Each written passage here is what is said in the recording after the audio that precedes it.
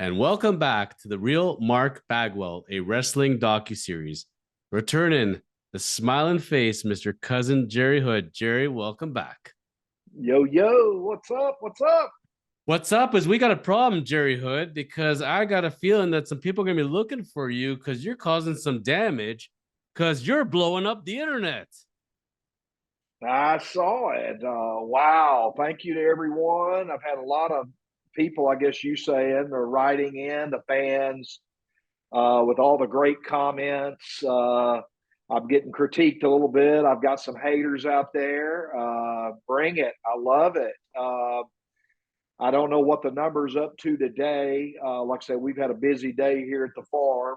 Um, uh, Well, Cousin Jared. Well, another week we will talk. We're actually going to have an episode, a chapter just devoted to some of the comments that have come through. But today we're going to talk about TikTok and how you've officially become a viral TikTok star. Congratulations. I know that TikTok is going well when I go on to the app, and as I'm reading, I get notifications like, comment, like, and it just keeps going like like a slot machine in Vegas. And so your Steiner Brothers clip is at over 200,000 views as of taping. Hulk Hogan's hands is over 47,000. And Buff Bagwell push as Scott Steiner's manager is over 12,000. So let's start off. Let's look at these three clips because it's very interesting, and the way social media works. You put a clip on, you never know. You think this one, people are going to love it. You don't see nothing. And then you put one, you're like, this is pretty good. And all of a sudden it just blows up. The one that I told you about when we want to trace back to the greatest TikTok clip I've seen so far, is good old Steve Carsey, right? Steve Carsey from The Chosen Journey. And when we were doing his interview at the time, and he was talking a story about how he was driving his son to school, and it was in December, and in the back seat, his son says to him all of a sudden out of the blue, "Dad, spring training is coming up very soon, right?" And he goes, "Yes, son." He goes, "So that means you're going to be going back to work, aren't you?" And he goes, "Yes, that means I'll be going for the baseball season." Son looks at him and says, "Dad, I'm really going to miss you."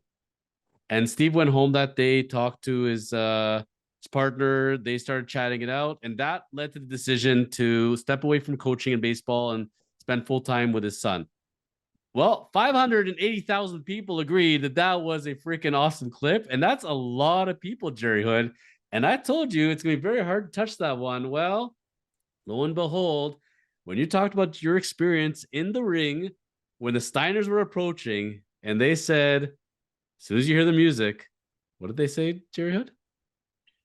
Rick Steiner said, "If you're in the ring when I get there, I will kill you." And Mark said, and he meant it. And that was great. That was a great night. That was the only thing really is confusing there is I've been labeled as three or four people. And I guess we'll get into that later. We'll get into that another time.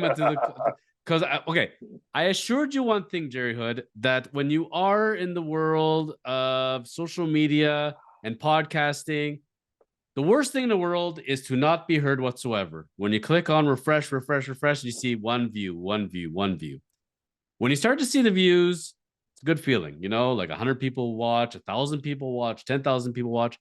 But when you start to get the comments, when people are engaging with you, that's when you know you made it. And when you got some haters, then you really know you made it. So, Jerry, you got some lovers, a little bit of haters, but those haters are joking around, which is good. And they even come back on it, but they are reacting, and people have been asking for you. So, you know what, buddy? You are connecting with the fans, the wrestling fans, with society, and they're loving those words.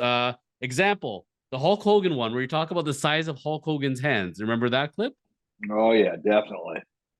So you're talking about the experience when you met the Hulkster and when you went to shake his hand, right? Yeah, that was an experience that just meeting him, I wanted to meet him. I've met everyone. There's no one that in that wrestling side or the wrestling world that I haven't met. And meeting him, and who was with him? Randy Savage was with him at the time, and Hogan grabbed my hand. Hogan grabbed my hand, and I had to actually look down it felt like two hands had grabbed my hand, and I've got some monster hands, and I was like, holy mackerel! And then he wouldn't let go. Like I started, you shake somebody's hand, you let go after a quick shake, and he's like, whoa, where are you going? Wait a minute. And he's pretty strong. I'm pretty strong. He's stronger than that times 3 million. So now, whew. as I'm watching TikTok and I'm reading the comments, people start debating how big Hulk Hogan is. And we get that. I'm telling you, Jerry, everybody's responding to one another. Like there's 10, 20 comments where people are responding and re-responding. And people are debating, I met Hulk. I saw Hulk. No way he's no more than 6'1, 6'2, 6'5, 6'7. He weighs 250, 350, 320. People are all over the map. So let's make it clear, Jerry Hood, from what you recall now, how tall was Hulk Hogan, do you believe? I'm over 6 foot tall, and I looked up to him. So if I had to bet all the vehicles at my farm and the properties, I would say Hogan's six. I'm gonna say Hogan is 6'4", 6'5", and he's every bit of 250. And that was back then. That was at the Omni, a few years back. So however long that, people are probably gonna tell me how long ago that was. So Oh, I'm sure they I, will. I mean, but still, I'll say this: everybody's met him, everybody's seen him, everybody knows. Well, he's not 6 foot, and he's not 6'1". He's not 7 foot. I saw him stand next to, what's Paul White's name? What was his stage name? The Giant Andre, Well, he's the big show. Big Show. And, after seeing him next to him, I was like, wow, that's huge. But, really, and I say 6'4", 6'5". Hogan's six. Really, seriously. Hogan's probably 6'7". I'll go with 6'7", and that's my final answer. That's my final answer. Started off at 6'4", maybe 6'5". Now, see, that's why people are all over the map with the guy. But apparently, since he had all his surgeries and everything else, he is now down to 6'3". So that is what the common theme has been on the comments. Now, in one of the episodes of The Chosen Life, we had Wayne Frazier join us. He owns a sports card memorabilia shop and auction house. But the interesting thing about Wayne, so he lives in Canada, but he came from the United States and he did some wrestling broadcasting for house shows. But he went to college with Paul White.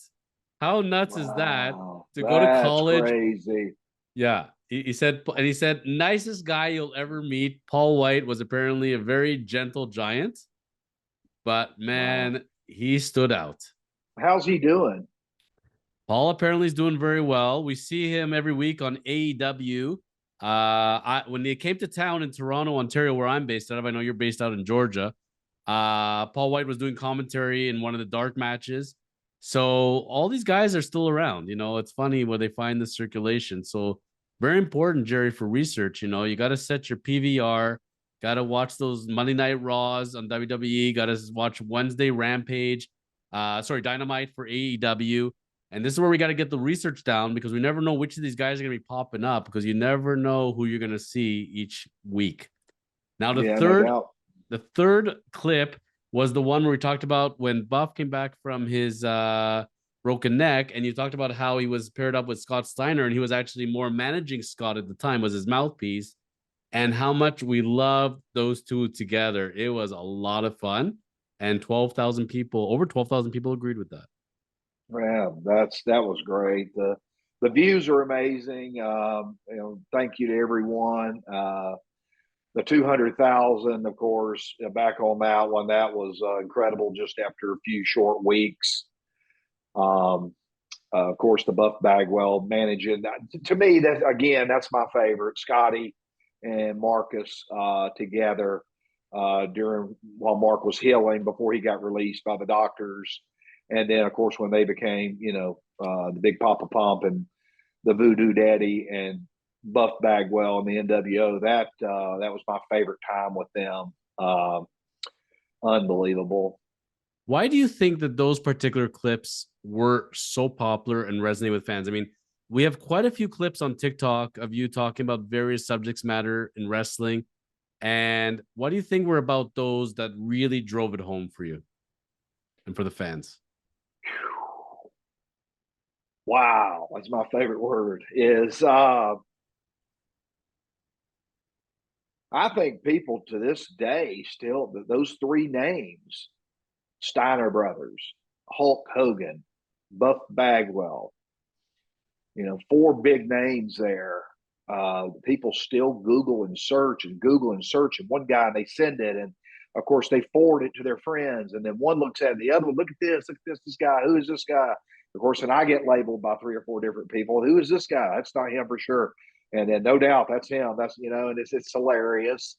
I think what throws them off there too is why was he in the ring, and that's they start trying to put the pieces of the puzzle together and they can't, and I think that makes it fun as well. And but those three clips, we had another one coming on too. I think maybe close to 1,000 views, but I can't remember what it was. Oh, we had a few thousands there, but nothing close to your 200K, man. And that one is still climbing. So if it climbs to, we're going to have to give some prizes out if we can get that 200,000 to 500,000 here before the end of the year and get a big push on that. We're going to have to come up with some good T-shirts. Don't forget now, Buff Daddy's daddy, yes, Big Steve, is best friends with some of our other friends on the other side that knew him in the drag racing lumberyard days, who own a screen printing shop. So we can print some T-shirts. Like you come up with a design, I think they can do. They've got a machine that they can do about 12 shirts at one time.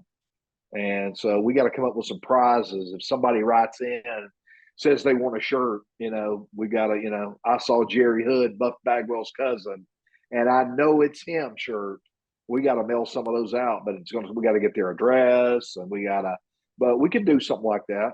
well, you got to go on YouTube, on the Kormans LLP YouTube channel. You got to hit subscribe, notification bell, go on a TikTok channel for Kormans as well, and get those views up, people. And when we get to 500,000 on Jerry Hood, Jerry wants to give out some T-shirts. So we need you, and write in and say, I want a shirt.